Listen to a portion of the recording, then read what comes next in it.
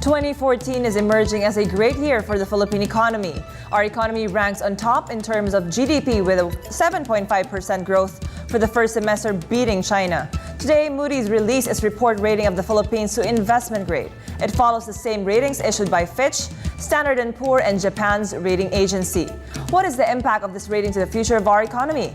Joining us tonight via phone patch on NewsLife is former Finance Secretary Roberto De Ocampo. Good evening, sir, and welcome to NewsLife. Good evening. Sir, all four rating agencies agreed that the Philippines rating be upgraded to investment grade with much positive outlook. What do you think led them to this consensus?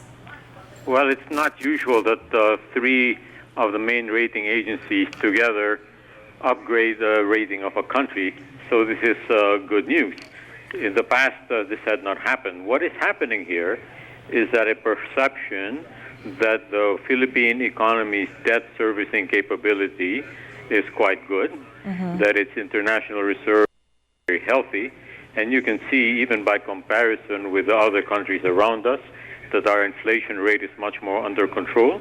Our exchange rate has been affected, but not as much, and therefore it provides a base of support for making the Philippines an attractive destination for investment. At the same time, the country has been very resilient.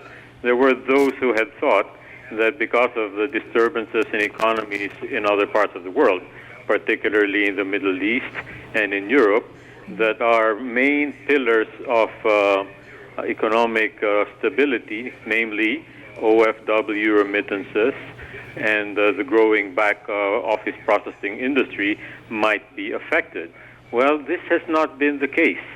And if this stability continues, and it is continued at the same time to be supported by the government's own initiative in increasing its spending for infrastructure and education, then it does present a picture that is quite encouraging to the investment community. Sir, do you think that our management of our fiscal policy a plus? And what do you think about the programs being initiated by the Aquino government? I'm sure that even the government itself will admit that there is still much to be done. A good investment grade is not a signal for resting on your laurels. It has to be maintained so that the Philippines is not going to have the reputation of taking one step forward and two steps backwards. In order for us to be able to maintain this, then the government has to continue on its reforms, particularly with the Bureau of Customs. It has to continue on its path of prudent fiscal policy.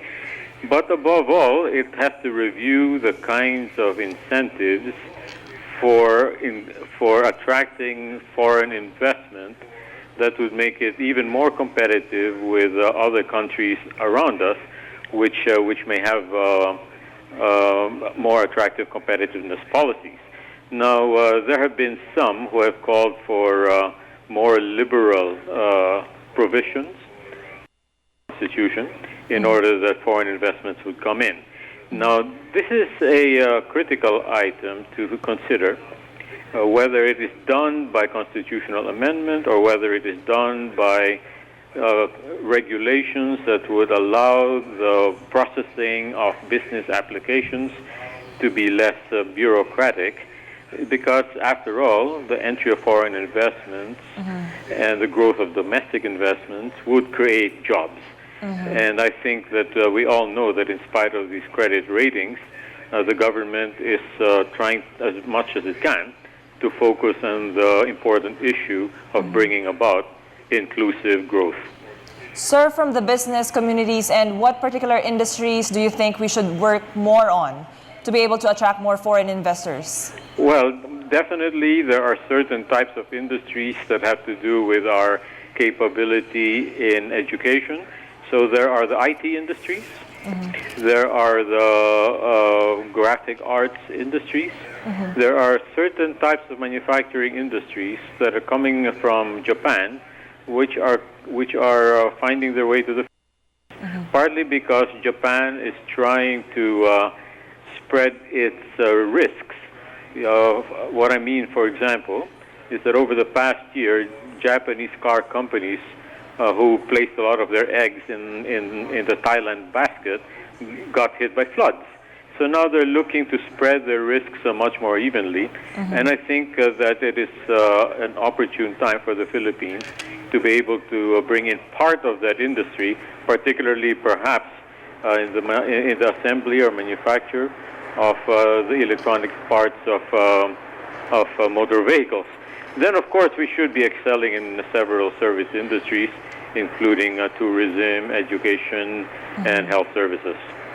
Finally, sir, do you think this positive investment grade will sustain the country's high GDP growth rates and expand the package of benefits for the poor? Not immediately. That's why I said that the focus should continue to be on inclusive growth. There have been valid criticisms that you have a phenomenon of so-called high growth by high unemployment. So we need to continue to work on that. The agriculture sector remains weak in spite of the fact that it has had some good growth performances. We have not yet moved from basic agriculture to agro-industry, and that is a good area which we have comparative advantage that should be looked into. There has been a long, drawn-out discussion of what to do with mining, and these kinds of discussions sometimes are not very helpful in terms of attracting investments and subsequently jobs. So if we want inclusive growth, we have to continue to look at inclusive growth, and in order to do that, we should take the base of good credit ratings as a start, not as an end in itself, and then proceed from there to go and make moves towards inclusive growth. Thank you, sir, and we also share your hope for a sustained economic growth. Thank you very much, former Finance Secretary Roberto De Ocampo, for joining us here in NewsLife.